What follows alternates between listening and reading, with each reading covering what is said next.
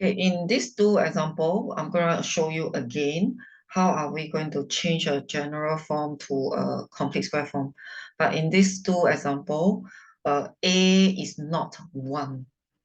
So these two examples will particularly illustrate that A is not 1.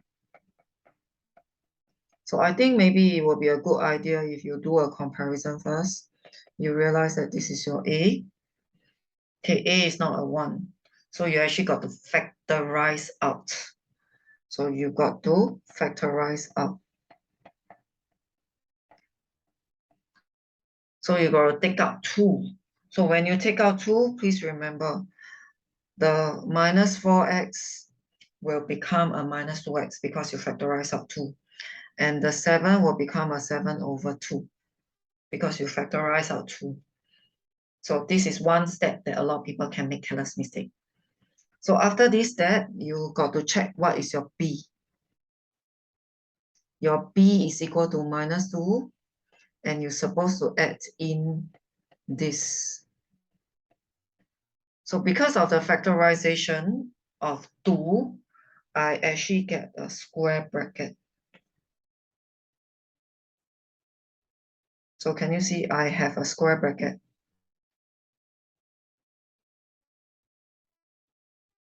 So when you complete square, you are completing square, you are adding this in the square bracket.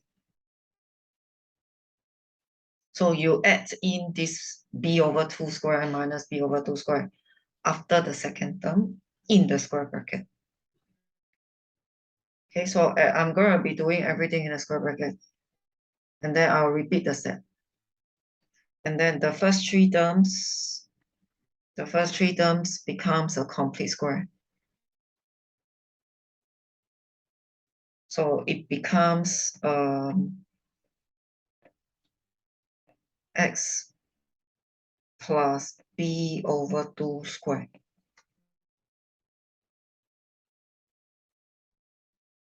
Okay, so it becomes a b plus x plus b over 2 squared because of our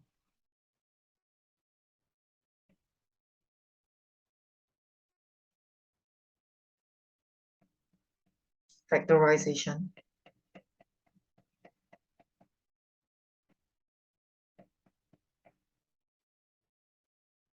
So eventually you see that it becomes this part. Can see? So the first three terms becomes a perfect square. So the first three terms becomes a perfect square. So you are doing it in the square bracket. So please punch your calculator. So you punch calculator. So the green color part is the part that you punch on your calculator. So whatever you are doing in the square bracket. So the last step, you need to expand out the square bracket. Okay, so you need to expand out the square bracket. So how are you going to expand out? So 2 multiplied by the bracket. So I will get this. And 2 you multiply by 5 over 2. And that's where you get the 5. So right now you got the additional step. You got to factorize out the A, and then you repeat the steps of completing square in the square bracket. So another possible mistake because of this, there are people who forgot to expand out the square bracket. So eventually, after you've gotten everything, this will be the lowest y value. And you imagine the bracket equal to 0. That will be the x coordinate. So in this graph, right, this graph will look something like this.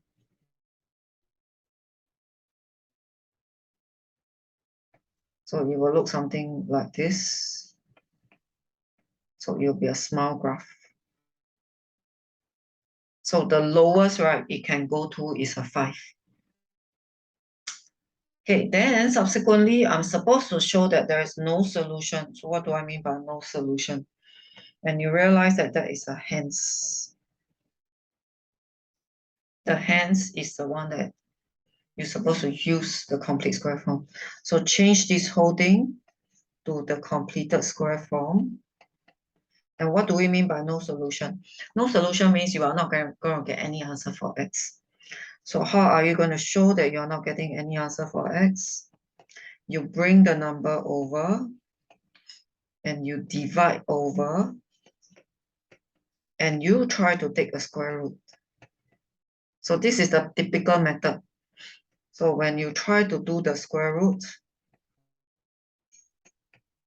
you realize that your calculator gave you a math error.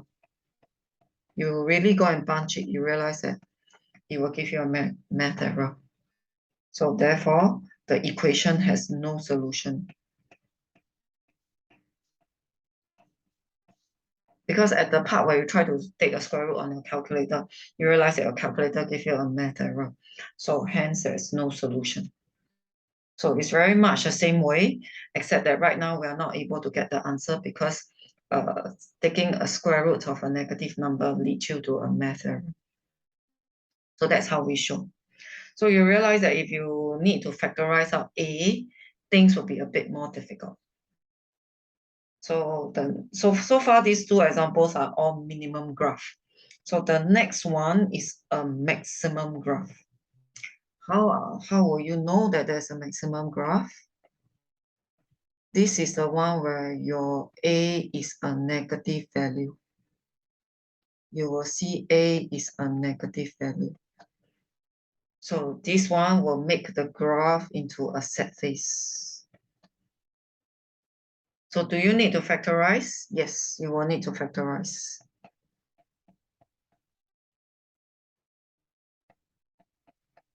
So if you factorize out the negative one, the positive 3x will become a negative 3x because you factorize out a negative one.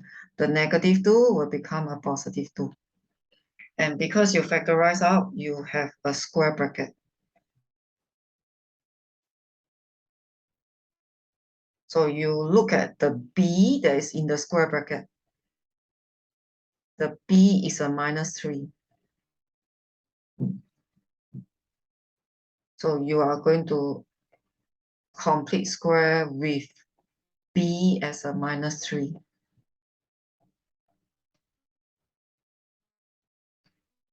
So can you see? I complete square with this part.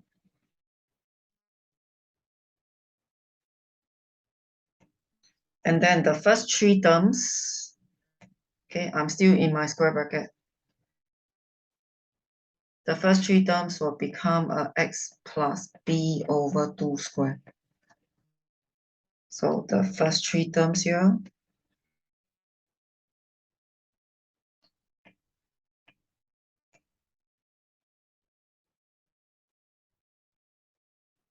becomes a completed square.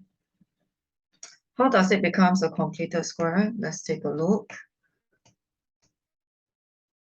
So it's actually x squared minus 3x plus 9 over 4.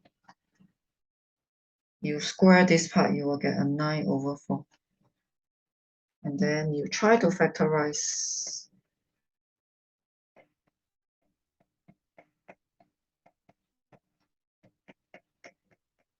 You try to factorize and it gets you a perfect square. So that's the perfect square that I gotten. So this is the perfect square. So I'm still in my square bracket. So the first 3 terms becomes the perfect square that we wanted. The last 2 terms, you just have to bunch calculator. You got to bunch super carefully when there is a negative outside the bracket. A lot of people do miss it up. So when there is a negative outside the bracket, a lot of people will miss it up. So bunch carefully. But you are still within the square bracket. So the last step you got to expand out the square bracket. So -1 multiplied by the bracket. That's why I got a minus bracket square. -1 multiplied by -1/4. So that's how I get a +1/4. From here, this is actually a maximum graph. So the highest y value is 1/4. And you let the bracket equal to 0, you will get x equal to 3/2. So that is actually the highest point, somewhere like this. I just roughly show you, not a very accurate one. We will be drawing in the next section. So this one is 3/2. This one is 1/4. And you're going to make a set face.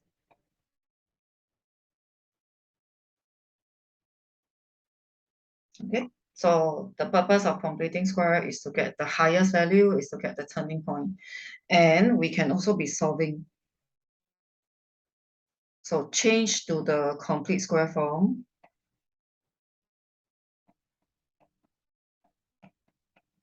Move the number over. After you move the number over, you realize both sides are negative. So you remove the negative on both sides. And then you take a square root. So you take a positive and negative square root.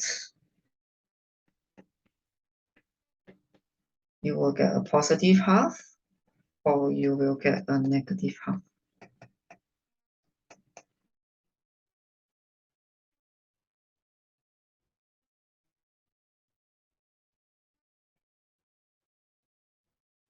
(3/2 minus half). 3/2 plus half. Correct. So for this, right, you actually really need to make sure you got no careless. So there's a lot of chance for you to make careless. And of course, through the process, you need to learn whether you can detect the careless or not.